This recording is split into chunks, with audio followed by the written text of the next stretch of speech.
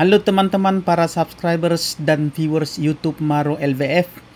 Pada kesempatan ini kita akan menjawab pertanyaan dari salah seorang teman kita, di mana teman kita ini mungkin mendapatkan tawaran dia mau membeli mobil atau motor hanya STNK saja.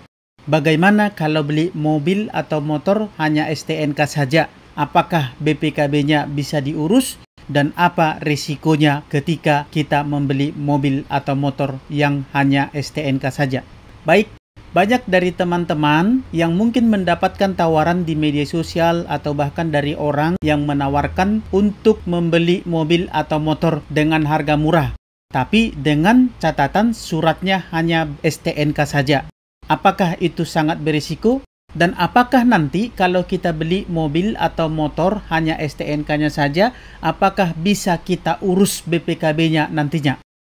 Baik, sebelum kita jawab pertanyaan ini, yang pertama teman-teman harus tahu dulu kenapa kendaraannya, motor atau mobilnya hanya ada STNK saja. Jadi penyebabnya ada 3. Yang pertama adalah bisa saja motornya atau mobilnya BPKB-nya hilang sehingga hanya STNK-nya saja. Yang kedua, bisa saja kendaraan mobil atau motornya merupakan hasil tarikan leasing, atau mobilnya atau motornya masih di leasing dan belum lunas, tapi orangnya mau menjual motor atau mobilnya supaya dapat duit. Atau yang ketiga, itu bisa saja motor curian atau mobil curian.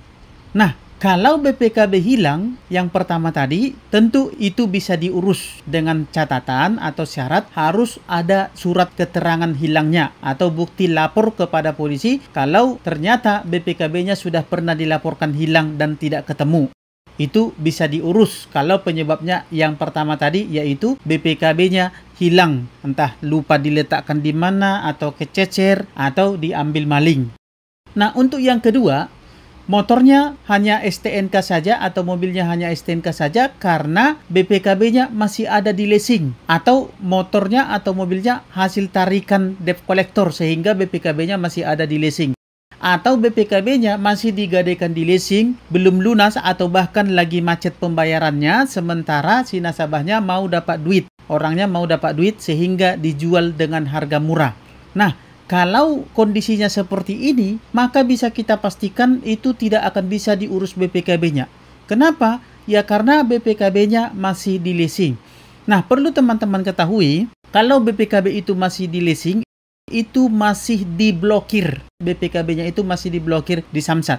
Jadi begini, ketika seseorang mengajukan pinjaman ke leasing dengan gadai BPKB atau mengadakan kredit mobil atau motor ke leasing, biasanya BPKB-nya itu diblokir atau diblokirkan ke Samsatnya dengan tujuan supaya BPKB-nya tidak bisa diurus atau tidak bisa dijual kendaraannya.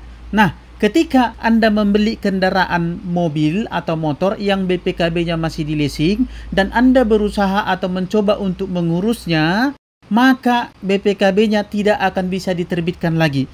Kenapa? Ya karena BPKB-nya ada di leasing. Dan itu tidak akan bisa Anda lakukan karena leasingnya tidak akan mau buka blokir BPKB-nya. Dan yang bisa membuka blokir BPKB-nya itu hanyalah leasing melalui Samsatnya.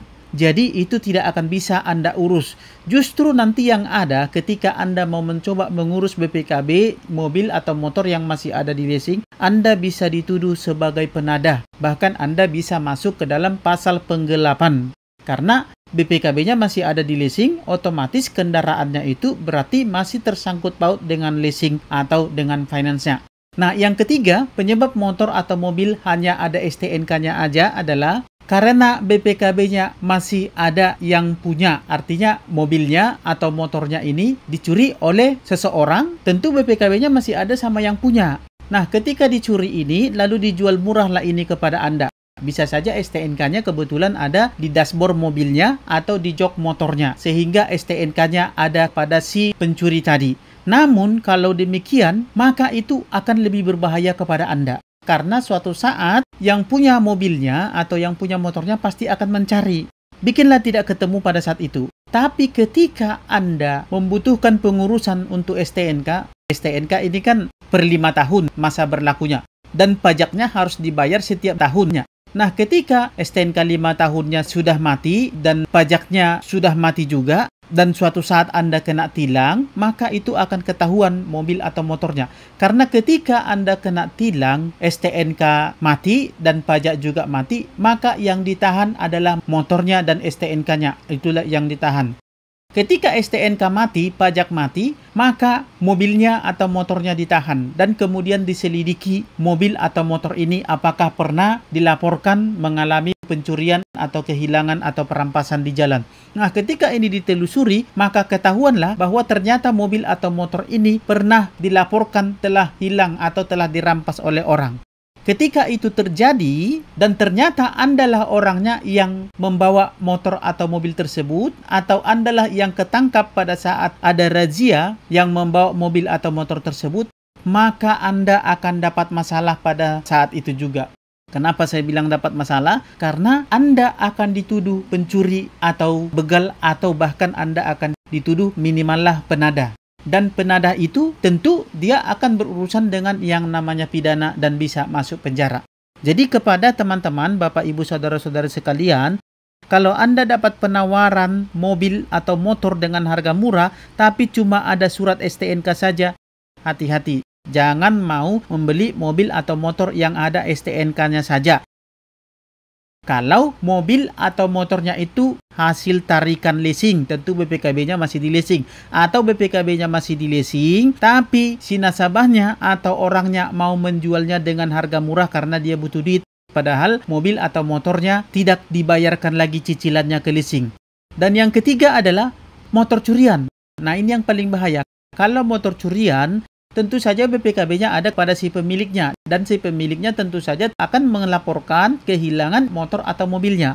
Jadi hati-hati kalau kalian mau mengadakan pembelian motor atau mobil, hanya STNK saja. Kalau BPKB hilang, jatuh atau kececer atau diambil maling dari rumah tapi mobil atau motornya masih ada dan STNK-nya lalu dijual kepada Anda, itu tidak masalah. Tapi yang masalah adalah tarikan leasing atau masih di leasing BPKB-nya atau motor curian.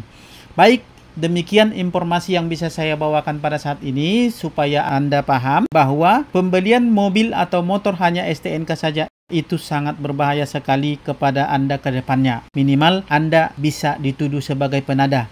Jangan-jangan Anda nanti dituduh sebagai pencuri atau begal. Baik, demikian informasi yang bisa saya sampaikan. Semoga bermanfaat dan sampai ketemu di sesi-sesi berikutnya. Akhir kata saya ucapkan salam sahabat.